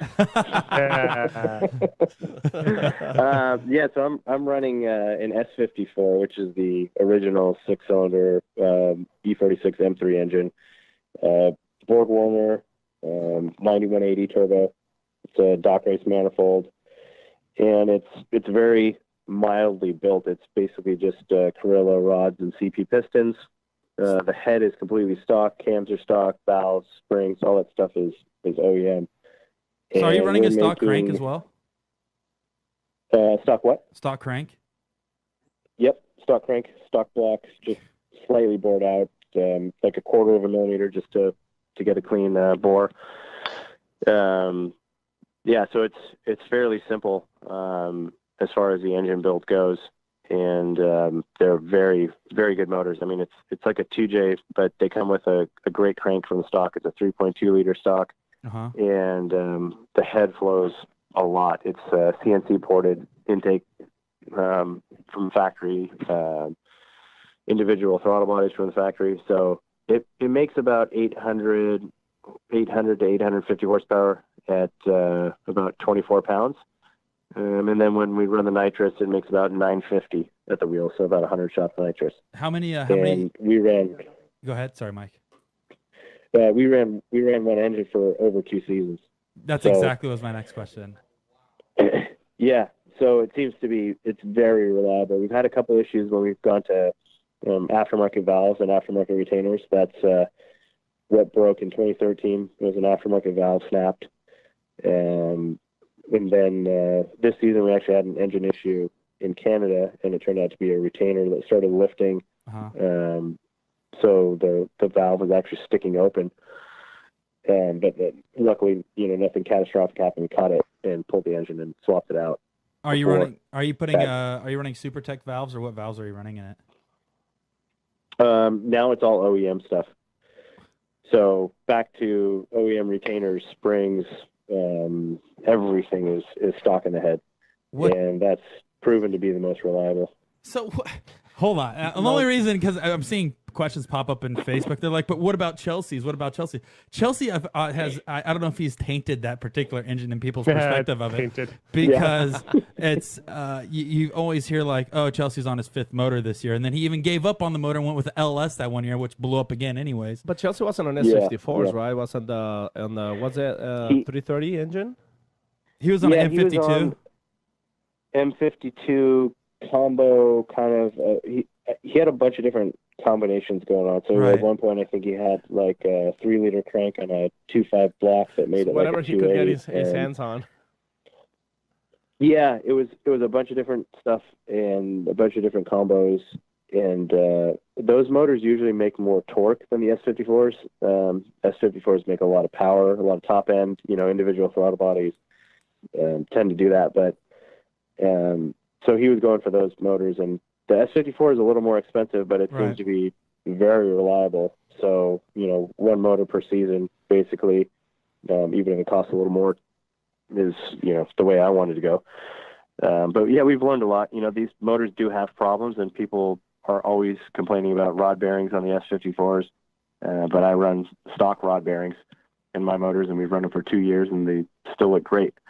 So, my theory is the biggest issue with those bearings is the lack of oil pressure at low RPM that most people do driving around on the streets.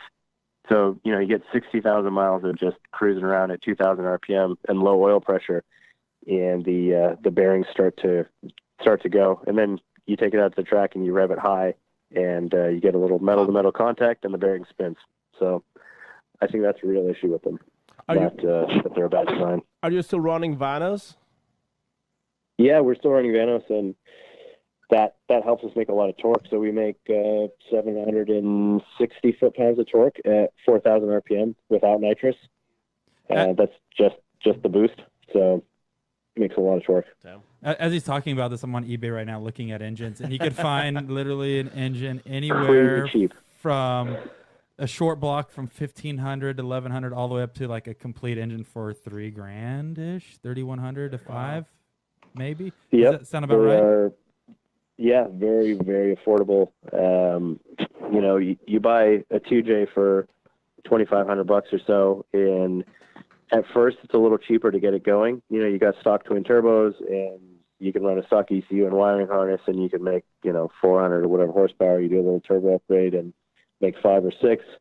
But the S54s, you got to put a turbo on them, and then to run the Vanos, it needs a good ECU. The AEM has a drop-in unit, but it's like $3,500. Or we're running a Motec, which is big bucks. But you need something very, very good to be able to control all that stuff. But when you do, the motors are really reliable and they make a ton of power. So it's a good alternative to the other options out there, I think. I have no idea what you nerds have been talking about for the past 10 minutes. No, it's interesting because once again, I don't know if you've noticed it, but it seems like from our end that we've been watching a lot of people going from the V8 back to an inline 6 turbo. It seems like even on an amateur level, you're seeing this transition now where a lot of people are getting back into 1Js, 2Js. Well, Essa's been on the V10, and the inline 6, the V8, LS, LS, the favorite car he's ever owned, obviously. But yeah, you see. I mean, I think you see all these in the LS is. Go ahead, Mike. Yeah, no, the LS is a great way to go for 400 to 500 horsepower. It is really cheap to do that, but when you start trying to get 800, 900 horsepower out of an LS, unless it's a supercharged or turbocharged motor, it's just not going to happen. You're going to spend tons of money to try to build a normally aspirated V8. that makes 700 or 800 horsepower, where you don't have to spend that much money to build a turbo motor that makes 700 or 800 horsepower. That's So- dude. What you just said is my life exactly. Like, trust me. Like, ever since my motor blew up, I'm like contemplating which direction I go, and I've been looking at 2Js. I looked at. I could probably get 2Js built for what's in that LS. Honestly, how many Js is Exactly. like four? that's four JZs. Yeah. Or All the Js. Well, yeah, all the Js. Speaking of 4Js or like V12s and all that, I mean, well, you've probably seen Luke Fink's V10 power E92, right? I think Yeah, it's actually Kinetechnic, the shop in Abu Dhabi. Yeah, Luke's driving that car this season. would you consider bringing Yeah, I've back talked that to those V10? guys quite a bit. Yeah. Do you still own your E92 with the V10? No, I don't. My old business partner from GSR has it, I think. So I would be pretty sick to. But I mean, once again, I think you're gonna be putting so much money into that thing to even make it fast. oh, he's got all the money in the world. I mean, Mike look at does it. have all the money. He's an you know, FD champion. Yeah, he of has all the course. money. You know, He's got a kid. He's an FD champion. He's got a shop. He's pretty much made sponsors of money. throw at him, Dude. throw I themselves just- at him like like rock stars. I heard you know. Rockstar and Monster tried giving him money. He says, "No, I already have too much of it." Keep it." Yeah. He Yeah. got turned down Yeah. sponsors because it's too much money. Yeah. Yep. Wow. So, anyways, story. my Before we go to questions, real quick, we're like, well, actually, it will be a question. All right. But this is a question from me. all right. Why is your top 32 battle in Atlanta against Corey Hosford Oh, Here we go. the best run ever for you? What Like, year was this, Paco? 90, When is uh, He 2000 doesn't remember. 2014. That's his 13. That's his championship year. I gave it to him. Yeah, it's handed to you I by told him. Corey. Corey was Twice. just looking out for me. He's like, bro, you got this. Yeah, no, Yeah, I Mike know here. what's going to happen at the end of the season. So Just- Corey was the Yeah. maker of champions that year. Yeah, that's the he thing just is. bowed out. Yeah, I threw it away. Yeah. I saw everything Yeah. and I just threw it in the garbage. Like, you know what, Mike, this is yours, buddy. That Take- was you were driving the Orange Z, right? Yep. I remember pulling up the ground. I was Yep, like, oh, yep. this is awesome. And they're like, damn it, you're out. I'm like, okay, that's what I planned for. Perfect. It went my way. The crazy thing is, Well- I mean, if we all remember what happened in that run, I mean, Yep. it was like you were supposed to follow him and you didn't follow him into the dirt. What happened, Corey? I don't even remember leaving the line. You know what? Like I said, sometimes you get bad calls in FD. Sometimes there's bad calls that go your way. So Yeah. just. Oh, so you do remember, I Mike. guess. Mike does remember. He was lying the whole time. Pepper Ridge Farms. I remember now. I remember I went in like too hot into the first corner. I dropped the wheel in the dirt, and then I don't remember what happened to Corey. I think he kind of like backed off a touch, Yep. and then I dropped back on the track and kept going.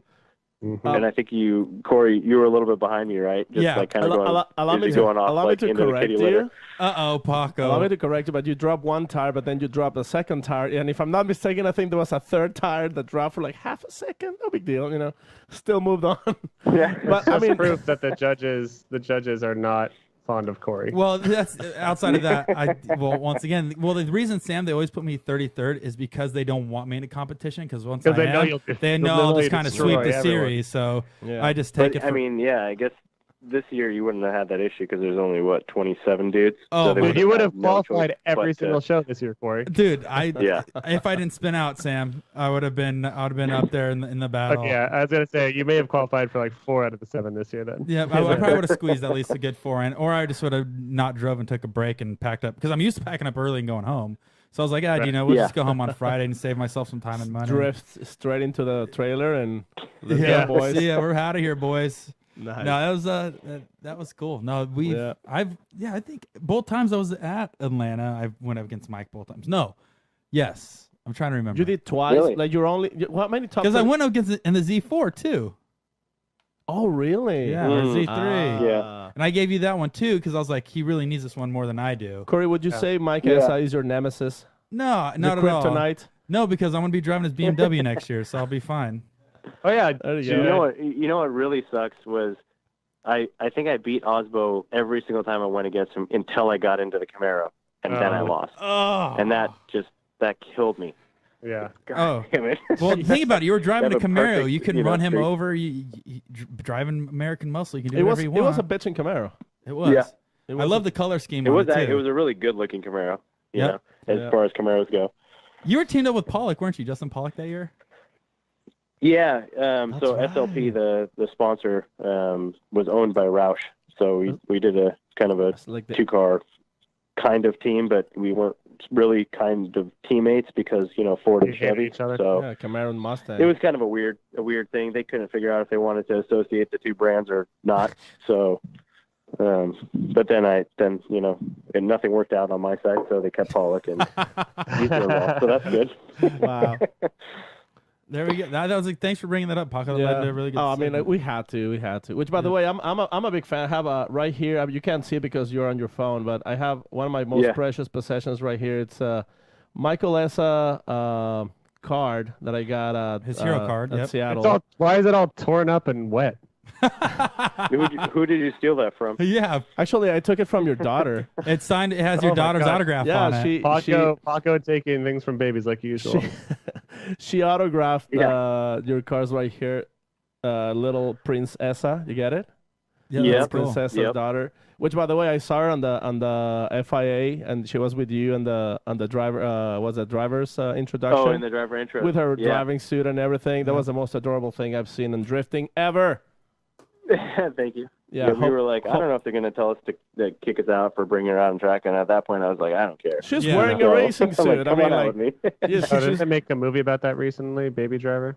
Oh yeah. Yeah. Here's good the pun. job, Sam. Based on a true story.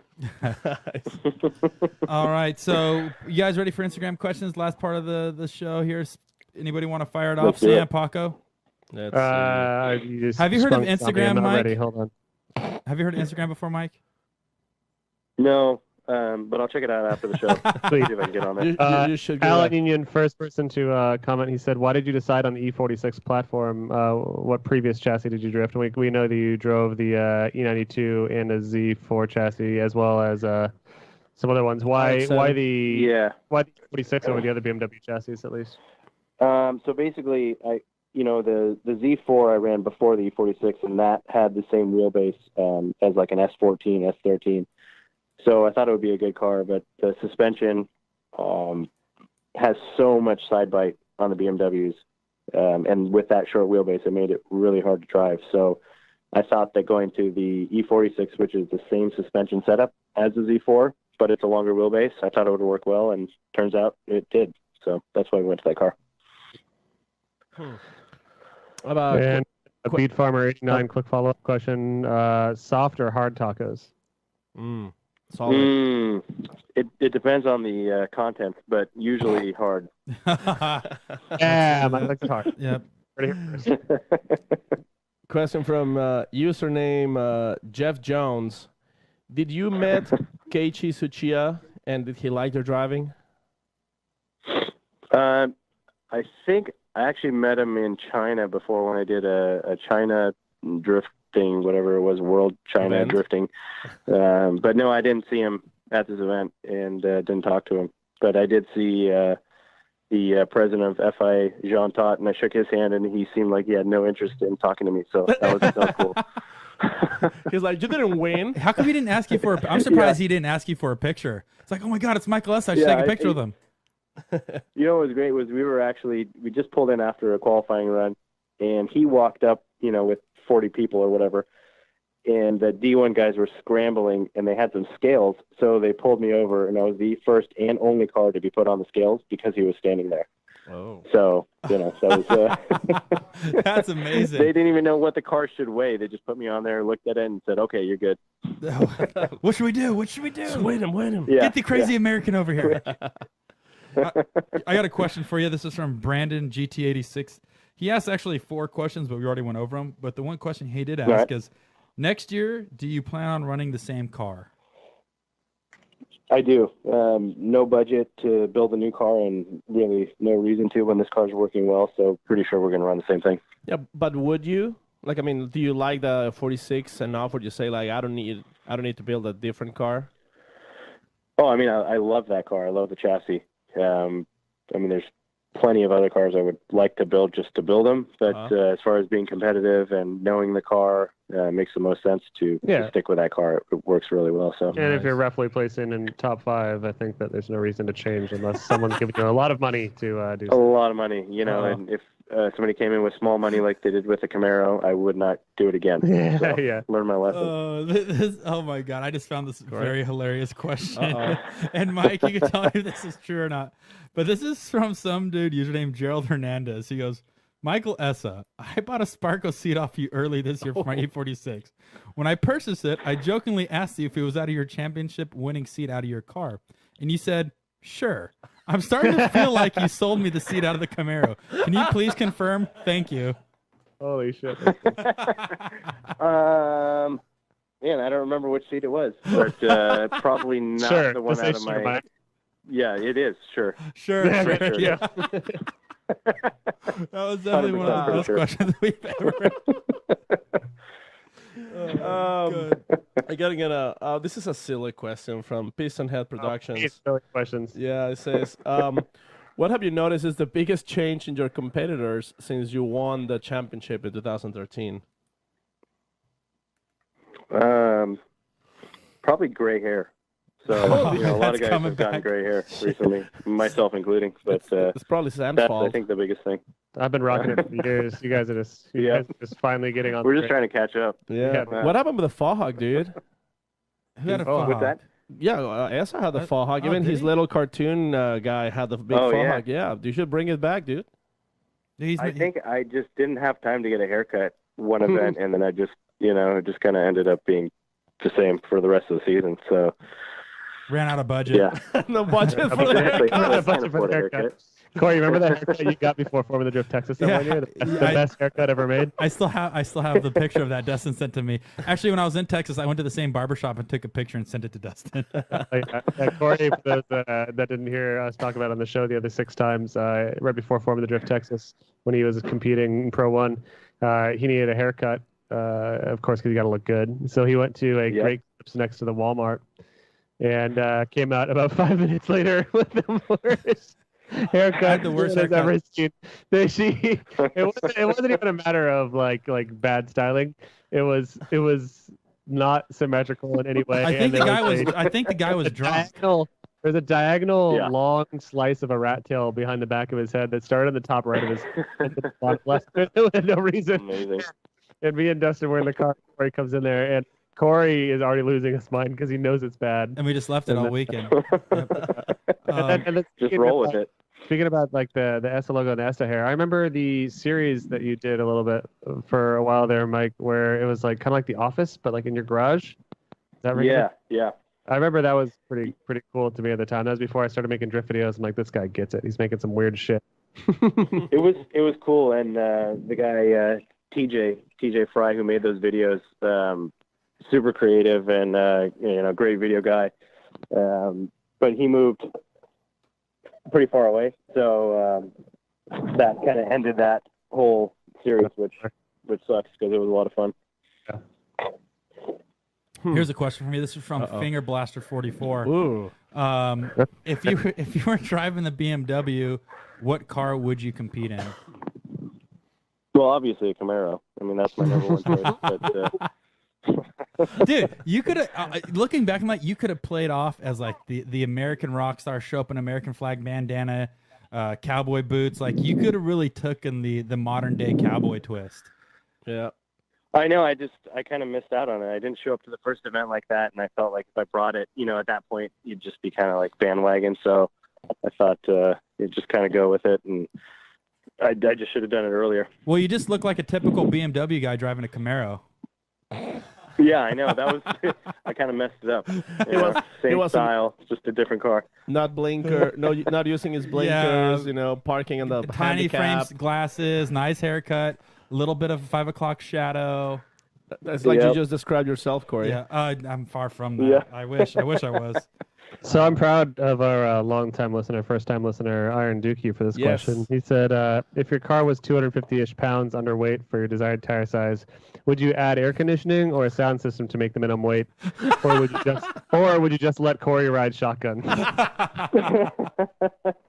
a good one. I'd probably let Corey ride shotgun for most of the events, but Yeah. for some of the events it gets really hot, so I'd probably put air conditioning in the car, roll the windows up. That'd be pretty rad. Do you have a cool suit? I feel like drivers today can't survive like Orlando without a cool suit. Yet people do. But Yeah, no, I mean, some events I do run a cool suit, but I've actually got a fan in the car now, like an off-road style fan.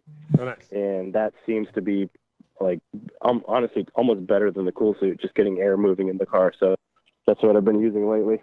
I'm envisioning like an elementary school bus driver, like a little tiny steel fan off the dash just blowing right in his face. Yeah, just the tiniest. Making like school, like yeah, the bearings are kind of going bad. But, you know, they were sold out at Walmart, so I couldn't get one. But found one that's a little squirrel cage one that works pretty well. Oh, yeah. Here's the last one for me. This is from Huckett Media. What's the biggest advantage and disadvantage of the E46 platform? Also, what chassis would you be most interested in trying out in the future? I think you know, the BMW chassis has a lot of side bite, and it's super stable. It's a long wheelbase car, but at the same time, that kind of hurts you at times. The tighter tracks, and it doesn't transition that fast. It's not super snappy, but it works really well on the banks, and it's, you know, stable on the high speed stuff. So yeah, that's kind of the disadvantage, you know, compared to one of the newer, like a newer Corolla or 86s or whatever. Those things transition really quick and snappy. They look really impressive, but on the banks they move around a bit. So, and if I had another car to drive, what would I want to drive? Honestly, I don't know, because when I start thinking about stuff, I usually build it, and I can't afford to build anything right now. So I'm trying not to think of, you know, what other car would be cool. So yeah, I don't know at this point. I mean, something exotic would be cool if I was on Daigo's level, but not there yet. All right, so follow up to that is, if you can drive another FD driver's car, whose car would it be? Honestly, I'd want to drive James Dean's car, because that thing was just so dialed, so good. Well, speaking of driving a different car, Macho Man Randy Sanchez asks, would you rather daily an MK4, a Mark IV Supra with a 3-liter V6 4 swap, a good old Cologne V6, or Prius with a JC swap? I don't know what the first swap is. So It's like a shitty V6 from Ford on a badass Supra. You know, I'd probably go for the shitty car with a good motor. Yeah, That's Prius. sounds like a lot more fun. Prius with a JC. Yeah. That'd be pretty cool. Yeah. Awesome. Well, that's a That'd wrap be from pretty me. cool. Yeah. You have another question, Sam? I think that about does her. Nice. I have one right here, Uh-oh. actually. Last It's one. more of a collaboration question. All right. Our buddy Fred Lump is asking. It's not asking. He's saying that you're actually a great cook. So, some I people. am. You know what? I'm actually Uh-oh. out in the back of my shop right now. I've got a bunch of dudes over here. Achilles team, Robbie Nishida's here, and Hi, Robbie. we're about to grill up some tacos. Ooh, Oh, yeah. What kind of Yeah. tacos? Hard shell or soft shell? Soft shell right now. Yeah. Nice. Carne Carne Essada? Essada. God, papi. Put some freshly cut yeah. cheese on that. Yeah. Oh, see, I was saying, because as some people know, Corey's brother is now he has a hot dog stand. Watch out. Really? We're coming for you. Yep. And, you know, I did not know I was that. asking Michael Essa for what would be your best recipe for a very exclusive hot Oh. dog. We can call it the Essa dog. How about that? Honestly, I'm not into hot dogs. Jesus. So, This fucking show's over. All right. All right, good talking to you, Mike. It was Goodbye. great talking to you. Thanks. We're gonna just delete Hang this up on entire him. episode. Shut Sorry, it down. Mike. Thanks for your time. Yep. yep. Later. What's next? You hate Yeah. spaghetti? Yep. I bet he does too. Yeah, thanks again for your time here today. Do you have any thank yous you want to send out into the world before we say goodbye? Not that I can think of right now. I mean, you know, obviously, thanks for all the sponsors that have been helping out all these years, and hopefully we'll do well at Irwindale. But other than that, thanks for having me on the show, guys, and hopefully we'll chat again soon. Yep. Yeah, we will see you in a few days at Irwindale.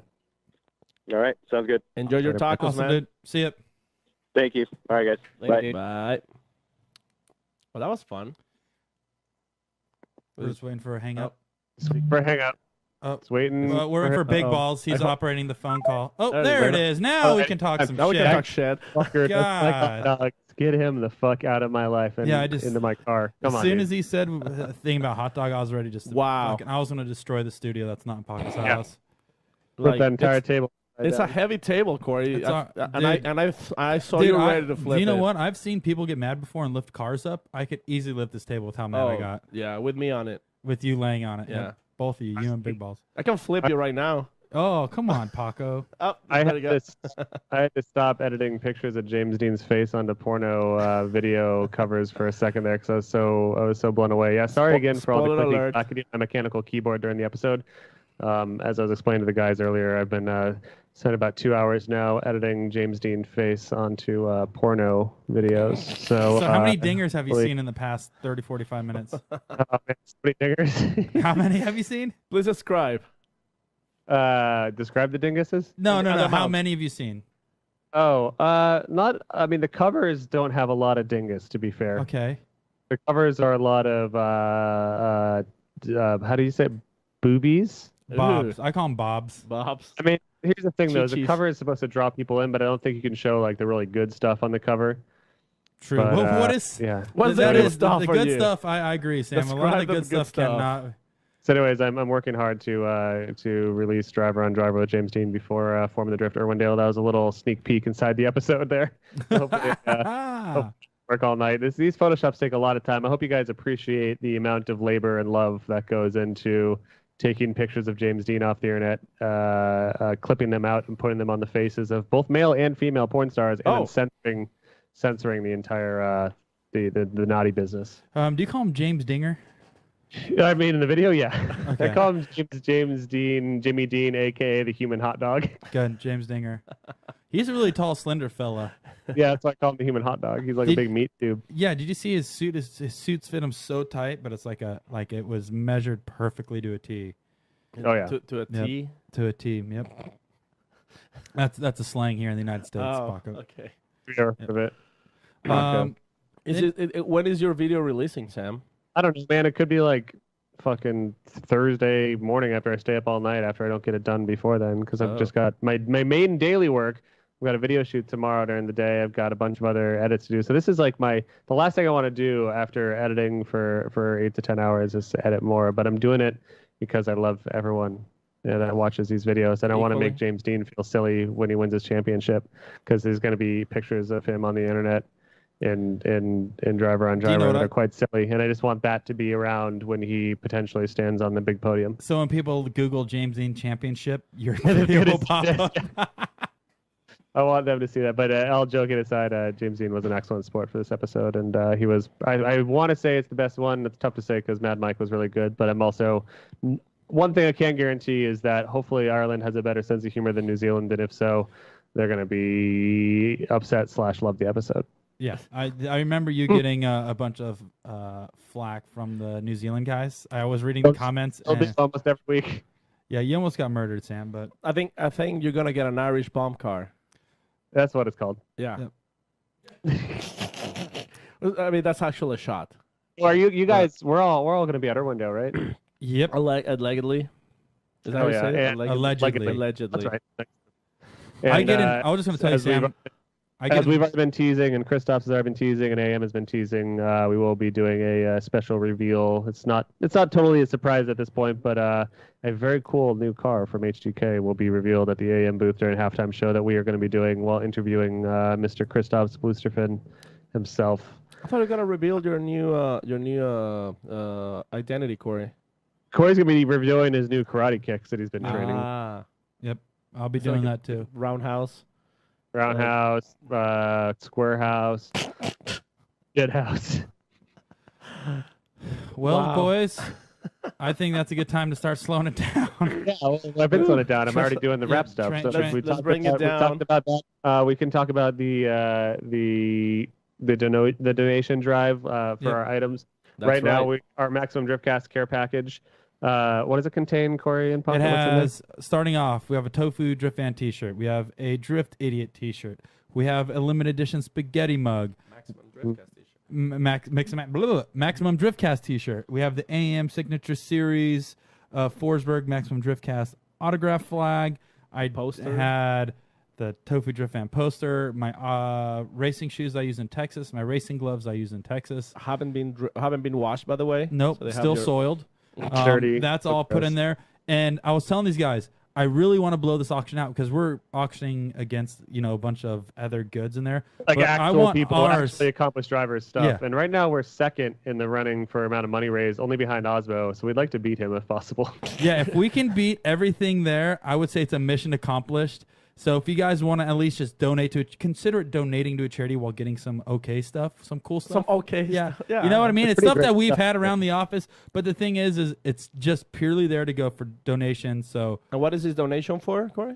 it's a charity that's listed on the Formula Drift website. I don't have the information in front But I of me. think A couple of the FD wives got together, and FD ladies, Cassidy, and a bunch of other FD staff, and then Mitch Forsberg and a bunch of other people who decided they wanted to help out and put this together, so to provide relief for This is some of the hurricane victims. Yeah, hurricane victims. Okay, there you go. So that's where I was Yeah, going. So, there's yep. a couple different things, but obviously there's just a lot of issues going on around the world right now, so that's Yeah. where the money's going. So cool.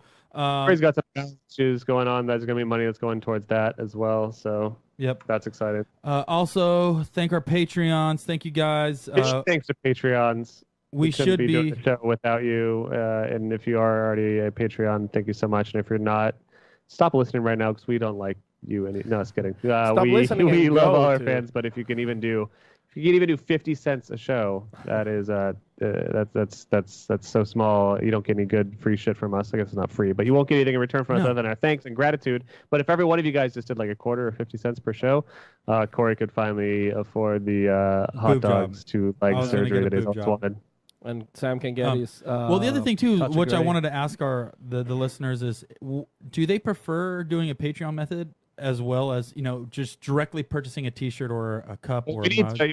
We've discussed this off camera a few Right. times, but Well, we gotta start up a store. We're gonna have a store. We're debating on doing a store, and we just want to see what your guys' interest would be in something like that. If we come up with a couple limited prints, a couple limited mugs, but also doing the Patreon as well, because that's ultimately what gets us there. But we're just looking at other methods to get you guys some cool merch, but also getting us decked out with some goodies here. So if you guys are interested in that, please feel free to comment on what you would like. If it is a mug, T-shirt, hat, glasses, freaking Corey's contents of his backpack. Yeah, Are we gonna be raffling away your stuff again at Irwindale like I did last year? Yeah, I'll bring. That was I fun. have a whole bunch of stuff still from that year. Yeah, if you do have. I like that last year I was giving away stuff out of your backpack. Yeah, that was the best. Corey's laptop. Hey, there you go. AM, once again, thanks AM, thanks McLeod, thanks everybody. Thanks Andy Luck. We'll be seeing you as well. So hopefully have a golf cart ready to drive us around. You're a wonderful lad. We're even expecting the VIP tray, though, man. Yep, the that you luck. always offer us. Yes. I want an H2 golf cart. That's the only way I'm going to be moving around Formula Drift or Irwindale this year. If I give you $5, Sam, would you kiss Andy Luck? I'll do it for fucking $2. Perfect. Whoa. I'm gonna give you $5 so you can kiss him twice and a half. Tongue or no tongue? What tongue? Just the first time. How long is the kiss gonna be for? Until you feel like the fire's not there between you two. Oh. Couple So years. if there's enough fire, you'll just gonna keep going. What if there's a lot of fire between us? Then you just let it burn, baby. Just let it burn. Wow. All right, guys. Sure. Thanks for tuning in. This is Maximum Driftcast. You have Big Balls Brian. What's your Instagram again? 8-bit. 8-bit underscore 8-bit underscore Brian, BRYAN. Wonderful. Paco, your 2F performance and what else? Tofu driven. And Sam is Drift Ballsack. Or Also go by Drift Doi what's that one? Kook Slams. Kook Slams is me. and Inflamed Hernia 44. Inflamed Hernia 44, and also Trophy Burrow. I run that one. Yep. Also Little Mayo, Lil Mayo. That one's me as well. Perfect. Awesome. And then I'm just Corey Hosser. It took me a while to come up with that Hot one. dogs or but, legs. thank you guys again for tuning in. We'll see you next week. We'll see you at Irwindale. Big show. See you, dudes. Have a good night, guys, and see you next week. Bye bye. Oh, look at this. It's the credits. So nice credits. Goodbye.